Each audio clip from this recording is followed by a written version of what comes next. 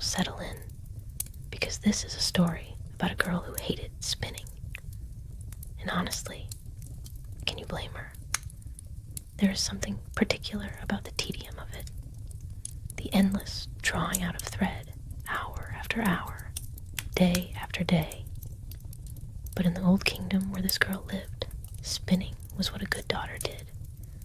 And she was not, by any measure, a good daughter. Her mother had tried everything. Patience, then pleading, then the kind of desperation that makes mothers say things they'll regret. One afternoon, at her absolute wit's end, she gave the girl a smack, just a small one, and the girl let out a wail so long and so loud that it carried right out the window and down the road. Just as the queen happened to be passing by in her carriage, the queen stopped. She had that particular quality of royalty. She could not resist knowing things that were none of her business. "Why does your daughter weep?" she asked. Now the mother was embarrassed. She couldn't very well say the truth. So she said the first respectable thing that came to her. "She won't stop spinning. She loves it so dearly, I cannot drag her away from it." "Oh." The queen's eyes went bright. "Is that so? Then send her to the palace. I have flax enough to keep her very happy indeed." And just like that, the poor girl was handed over, smiling on the outside, terrified on the inside, to a fate made entirely of her mother's embarrassment and one very unfortunate lie. The palace was grand, as palaces tend to be, and the queen was not unkind, but she was efficient. She led the girl through corridor after corridor until they came to 3 rooms. 3 rooms, each one heaped, floor to ceiling, with the finest, most suffocating quantities of flax you have ever imagined. Soft mountains of it, pale, golden drifts of it, pressing against the walls. "Spin all of this," said the queen, quite pleasantly, "and you shall marry my son." She said it the way you might say, "Here is a nice piece of cake," as though it were simple, as though it were a gift. "But if you cannot spin it," she continued, still pleasantly, "I'm afraid I shall have to put you to death."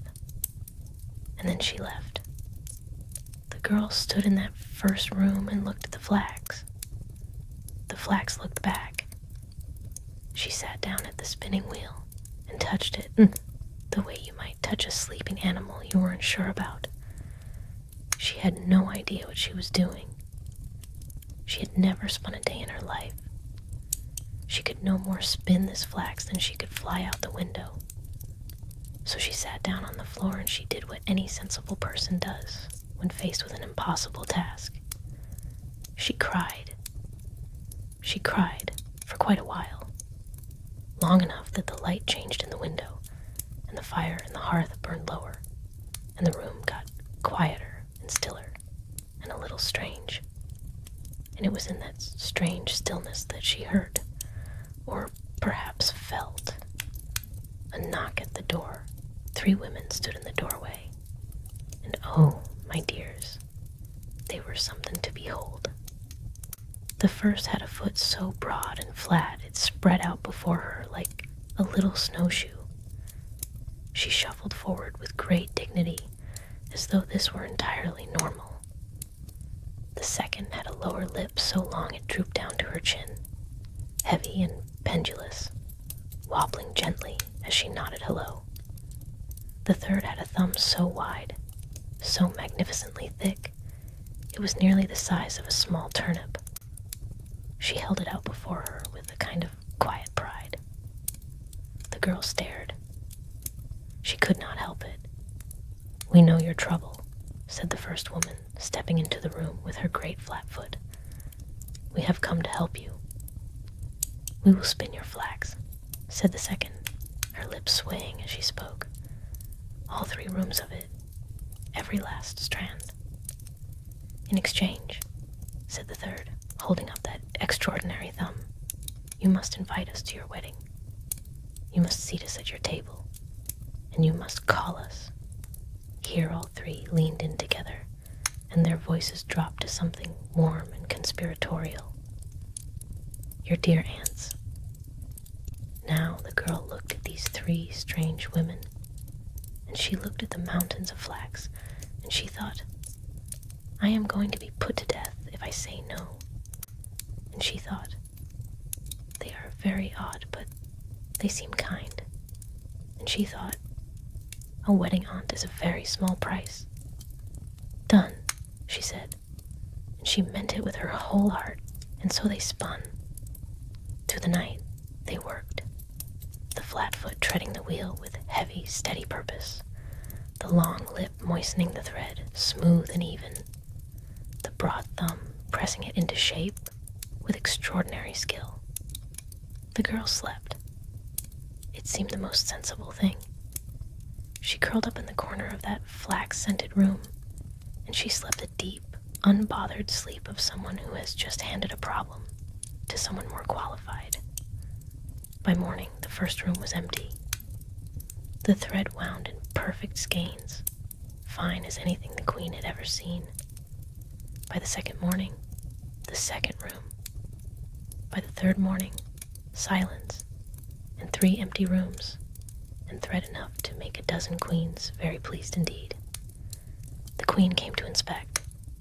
She walked through each room slowly, and the look on her face shifted from suspicion to wonder to absolute delight.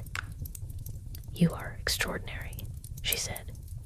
"You are industrious and gifted, and I have never seen finer work in all my years." She took both the girl's hands in hers. "My son will marry you. He is a lucky young man." The girl smiled. She smiled warmly and graciously, and with only the faintest trace of guilt. The prince, for his part, was handsome and good-natured, and quite happy to marry a girl who could spin like that. Preparations began.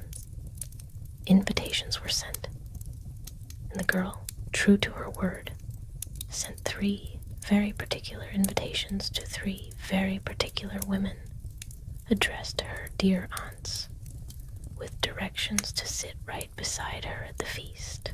The wedding feast was magnificent.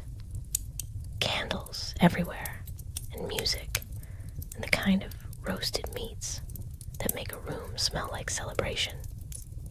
The girl sat beside her new husband, flushed and happy, and on her other side sat 3 women who were, it must be said, attracting a great deal of attention. The prince was polite. He was well raised. But eventually, curiosity won. He leaned toward the first aunt, the one with the flat, magnificent foot, and asked, with great courtesy, "Dear aunt, if you'll forgive me, how did your foot come to be so wonderfully broad?" She looked up at him with deep, patient eyes. "Treading the spinning wheel," she said, "year after year after year." The prince blinked. He turned to the second aunt, whose lip rested warmly on her chin, and asked the same careful question. "Wetting the thread," she said simply. "All my life." He turned to the third aunt, the thumb like a small, proud fist beside her plate. "Twisting the fiber," she said. "What else?" The prince sat back. He looked at his new wife, bright-eyed, soft-handed, young. He looked back at the aunts. He was not a slow young man. "Then by my word," he said, and he said it loudly, so the whole hall could hear, "my wife shall never touch a spinning wheel again. Not for as long as she lives." The girl looked down at the table so no one would see her smile.